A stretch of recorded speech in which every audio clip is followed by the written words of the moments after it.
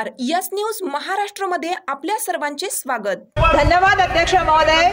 मैं साहित्य रत्न महाराष्ट्र भूषण लोकशाहीर अन्ना भाऊ साठे जी की जो जयंती है वो 1 अगस्त को है।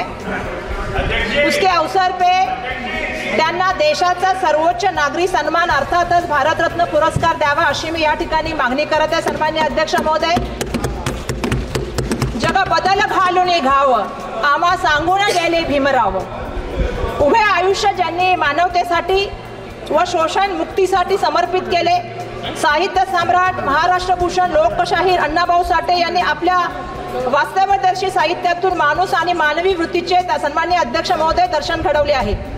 शाहू फुले आंबेडकरांच्या विचारांनी प्रभावित अण्णाभाऊ साठेंनी आपल्या लेखणीतून दीनदुबळ्यांची, उपेक्षितांची, कष्टकऱ्यांची, पीडितांची हाल अपेक्षा वेदनांची जाण समाजाला करून दिलेली आहे।